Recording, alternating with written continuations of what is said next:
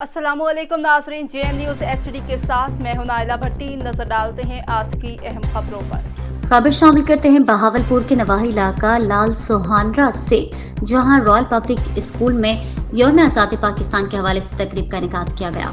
14 अगस्त की मुनासिबत से royal public school लाल सोहानरा में तकरीब का इनेकाद किया गया। तकरीब तिलावत कुरान मजीद और नात रसूल मकबूल सल्लल्लाहु अलैहि वसल्लम से शुरू हुई। तलबा के एक ग्रुप ने अपनी खूबसूरत आवाज में नगमा पेश किया।